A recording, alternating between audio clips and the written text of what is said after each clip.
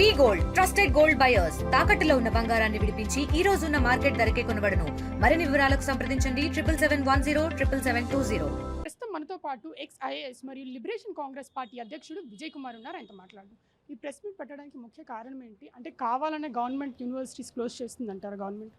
Higher education భయంకరంగా నెగ్లిజెన్స్కి గురైంది, నిర్లక్ష్యానికి గురైంది. ఈరోజు 30,000కు పైగా స్టూడెంట్స్ చదువుకునే అవకాశం ఉన్న యూనివర్సిటీస్ మన దగ్గర 16 పైగా ఉంటే కేవలం 5,000 మందే ఈరోజు అడ్మిషన్స్ తీసుకుని ఉన్నారు. అకాడమిక్ ఇయర్ జూన్లో స్టార్ట్ అయింది, సెప్టెంబర్ 1వ తేదీన మనం మాట్లాడుతున్నాం. ఈరోజు ఇంతవరకు అడ్మిషన్ ప్రాసెస్ ఇనిషియేట్ చేయలేదు. అంటే ఎంత నెగ్లిజెన్స్, ఎంతకంటే ఇంకా ఏం ఉదాహరణ కావాలి? మరీ ముఖ్యంగా ఈ యూనివర్సిటీలో చదువుకునే వాళ్ళందరూ కూడా బ్యాక్వర్డ్ కమ్యూనిటీస్కి చెందినటువంటి వాళ్ళే ఎక్కువ ఉంటారు, పేద వర్గాలే ఎక్కువ ఉంటాయి. ఎందుకంటే యూనివర్సిటీలో ఫీజెస్ చాలా రీజనబుల్గా ఉంటాయి, అది అఫోర్డబిలిటీ ఉంటుంది పేద వర్గాలకి. అందుకనే they prefer government universities and government degree colleges. అలాంటిది ఈ రోజు వరకు చేయలేదు. వేకెన్సీస్ ఫిల్ చేయడం లేదు, క్వాలిటీ ఎడ్యుకేషన్ ఇవ్వడం లేదు, స్టూడెంట్ పీపుల్ రేషియో పాటించడం లేదు. ఇవన్నీ right to information, right to education చట్టం కింద ఉన్నటువంటి అంశాలు, ఫండమెంటల్ రైట్గా ఉన్నటువంటి అంశాలు. అవేవి ప్రభుత్వం చేయట్లేదు కాబట్టే మేము ప్రభుత్వాన్ని డిమాండ్ చేయడానికి ఈ ఫోరం ద్వారా వచ్చాము. అంటే పవన్ కళ్యాణ్ సినిమాల మీద మీ పోరాటం ఎక్కడి వరకు వచ్చిందంటారు? వారి సినిమాలకు సంబంధించి ఎలాంటి పోరాటం మేము చేయడం లేదు. ప్రజలందరూ అర్థం చేసుకోవాల్సింది ఏంటంటే మిస్లీడ్ చేస్తున్నారు వాళ్ళు. నాకు సినిమా ఆదాయము, సినిమా చేయకపోతే పార్టీని ఎట్లా నడిపిస్తాను, ఇట్లాంటి సింపతి వచ్చే డైలాగులన్నీ వారు చెప్తున్నారు. ఈరోజు అధికారంలోకి వచ్చాక అన్ని అంశాలు వారు ఉండే స్థలం దగ్గర, ఉండే ఇల్లు దగ్గర నుంచి ఆఫీస్ అన్నీ కూడా ప్రభుత్వం ఇస్తుంది. ప్రభుత్వం ఎందుకు ఇస్తుంది అంటే 24 గంటలు ప్రజల కోసం సేవ చేయాలని, ప్రభుత్వాన్ని నడిపించాలని. ఆ పని మానేసి వారు సినిమాలు చేసుకోవడం, అది కూడా సినిమా అనే వ్యాపారం చేయటం రాజ్యాంగ విరుద్ధం, వారు చేసిన ప్రమాణ స్వీకారానికి విరుద్ధం. అలాంటి విరుద్ధమైన పనులు చేస్తే మంత్రిగా వారు కోల్పోతారు, పదవి కోల్పోతారు. అలా పదవి కోల్పోయే పనులు చేస్తున్నారు కాబట్టి చర్య తీసుకోమని ఒక రాజకీయ పార్టీగా మేము అడుగుతున్నాం. ఇందులో వ్యక్తిగతమైన అంశం ఏమీ లేదు. అది వారు చేశారు కాబట్టి వారు అడిగాం, ఇంకొకరు చేస్తుంటే వారిని కూడా అడిగి ఉండేవాళ్ళం. ప్రీతి హత్య జరిగింది, ఆమె మీద చర్య నేరస్తుల మీద చర్య తీసుకోవాలి అని నేనే పోరాడానని చెప్పి ఈరోజు అధికారం వచ్చినా కూడా నేరస్తుల మీద చర్య తీసుకోలేదు. ఏం చెప్తున్నారు? హోమ్ మినిస్టర్కి చెప్పండి, మీరు ఎమ్మెల్యేలు, మేము లా అండ్ ఆర్డర్ సీఎం గారు కాబట్టి సీఎం గారికి చెప్పండి అని చెప్తున్నారు. ఓకే, ఇప్పుడు ఆ రిషికొండలో కట్టినటువంటి భవనాలు మెరిట్స్ గురించి నేను ఇప్పుడు మాట్లాడటం లేదు, అది తప్ప ఒప్ప అనేటువంటిది ఇక్కడ చర్చ కాదు. బట్ వాళ్ళు వెళ్ళి చూశారు, దుర్వినియోగం అయిందనే అంశం గురించి లేవనెత్తారు కాబట్టి నేను మాట్లాడుతున్నా. ప్రీతి subject home minister, law and order సీఎంకి సంబంధించింది అయితే ఈ బిల్డింగు టూరిజంకి సంబంధించింది. టూరిజంకి సంబంధించిన బిల్డింగు నీకేం సంబంధం ఉందని వెళ్ళి చూసావు?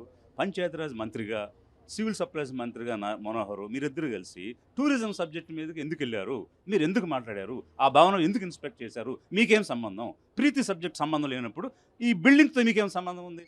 ఎక్కడ మాత్రం మీ పోర్ట్ఫోలియోలు, ఎవరి పోర్ట్ఫోలియో ఏంటి, హోమ్ మినిస్టర్ ఈ పని చేయాలి, సీఎం ఆ పని చేయాలని అక్కడ చదువు చెప్తారు, రూల్స్ మాట్లాడతారు. టూరిజంకి సంబంధించినటువంటి బిల్డింగ్ చూడటానికి మీకేం సంబంధం? నువ్వు పంచాయతీరాజ్ మంత్రిగా రోడ్లు వేయించు, మంచినీరు ఇప్పించు, డ్రైనేజీలు కట్టించు. ఇప్పుడు వరదలు వస్తున్నాయి, వర్షాలు వస్తున్నాయి కాబట్టి వ్యాధులు సోకకుండా, అంటువ్యాధులు రాకుండా నివారణ చర్యలు తీసుకో, ప్రివెంటివ్ అండ్ ప్యూనిటివ్ యాక్షన్స్ తీసుకో. అది మానేసి మీకు సంబంధం లేని శాఖ బిల్డింగ్ దగ్గరికి వెళ్ళి మీరు చూడాల్సిన అవసరం ఏంటి? ఇప్పుడు ఇట్లాంటి అంశాలు మాట్లాడితే ఇదేదో వైసీపీకి లిబరేషన్ కాంగ్రెస్ పార్టీకి ఎలాంటి సంబంధం లేదు. మేము పేదల తరపున 2029లో అధికారంలోకి రావాలని వచ్చాం, అంతేగాని ఎవరినో 15 సంవత్సరాలు ముఖ్యమంత్రిగా కూర్చోబెట్టడానికి రాలా. మేము ముఖ్యమంత్రి రావాలని వచ్చాం, అందుకోసం మేము నిలదీస్తున్నాం. ఆ బిల్డింగు ఏమిటి, ఎందుకు అనేటువంటి చర్చ కాదు ఇది. అక్కడికి వెళ్ళి నీకు నచ్చిన అంశాల మీద మాట్లాడతారు, కానీ మాటిచ్చి చేయాల్సిన అంశాలు మాత్రం తప్పించుకోవడానికి యూటర్న్లు తీసుకుంటారు. అది మీ నైజం. పంక్తు రాజకీయ నాయకుల్లాగా బిహేవ్ చేస్తున్నారు మీరు. అంటే మొన్న ఇదే ప్రెస్ క్లబ్లో సుగాలి ప్రీతి వాళ్ళ అమ్మగారు పార్వతి గారు ఏడుస్తూ పవన్ కళ్యాణ్ నాకు న్యాయం చేయలేదని అన్నారు. దీని గురించి మీరేమో? ఎగ్జాక్ట్లీ అదే ఇప్పుడు మేము కూడా చెప్తున్నాము. తెలుగుదేశం ప్రభుత్వం, ఆ రోజు ముఖ్యమంత్రిగా ఉన్న చంద్రబాబు నాయుడు గారు కానీ, అందులో భాగస్వామిగా ఉన్న పవన్ కళ్యాణ్ గారు కానీ 2 సంవత్సరాలు 17లో జరిగినటువంటి ఇన్సిడెంట్ 19 వరకు అధికారంలో ఉండి ఎలాంటి చర్య తీసుకోలేదు. కనీసం అట్రాసిటీ యాక్ట్ కింద రావాల్సిన బెనిఫిట్స్ కూడా ఆ ప్రభుత్వం ఇవ్వలేదు. తర్వాత వచ్చిన ప్రభుత్వం కేవలం బెనిఫిట్స్ మాత్రం ఇచ్చి నేరస్తులకు శిక్ష వేయడంలో విఫలమైంది. ఈరోజు మళ్ళీ మీరు అధికారంలోకి వచ్చి అదే చంద్రబాబు నాయుడు గారు ముఖ్యమంత్రిగా ఉండి ఆయన నేరస్తుల వైపు ఉన్నాడు కాబట్టి, నేరస్తులకు కొమ్ము కాస్తున్నాడు కాబట్టి, వాళ్ళకి శిక్ష పడనీయకుండా అడ్డుకుంటున్నాడు కాబట్టి ఈరోజు అతని కోసం మళ్ళీ మీరు యూటర్న్ తీసుకుని ఆయన 15 సంవత్సరాలు కాపాడటం కోసం మీరు ముందుకు వచ్చారు తప్ప ప్రీతికి కానీ ఆమె తల్లిదండ్రులకు కానీ ఎలాంటి న్యాయం చేయడానికి మీకు హృదయం లేదు. 2018లోనే ఆవిడ మీ జనసేన హైదరాబాద్ ఆఫీస్కి వచ్చి ఎంటైర్ ఫైల్ మీ ఆఫీస్లో ఇచ్చింది. అయినా కూడా అప్పుడు మీరు చర్య తీసుకోలేదు. కేవలం రాజకీయానికి వాడుకున్నారు మీరు ఈ వెనుకబడిన వర్గాల వాళ్ళ ఓట్లని. అమరావతి స్టీల్ ప్లాంట్ గురించి మిస్ఇన్ఫర్మేషన్ లీడ్ చేసిన దాని మీద ప్రొహిబిషన్ లా తీసుకొస్తానంటున్నారు, మీరేంటమంటారు దీని గురించి? ఇన్ఫర్మేషన్ అనేటువంటిది పబ్లిక్ డొమైన్లో ఉన్నటువంటి అంశాల మీద ఎవరైనా మాట్లాడతారు.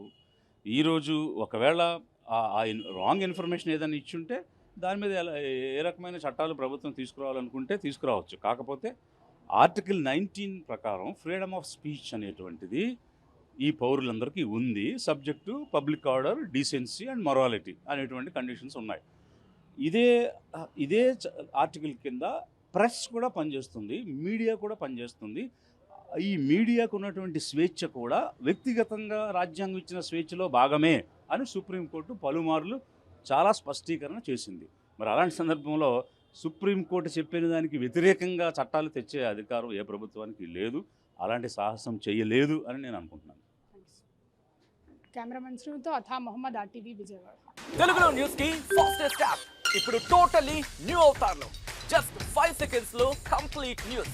సోషల్ మీడియాలో ట్రెండ్స్ కి one stop solution. Live TV app voice search option తో ఇప్పుడే డౌన్లోడ్ చేయండి లేదా అప్డేట్ అయిపోండి. యాప్ లింక్ డిస్క్రిప్షన్ లో ఉంది.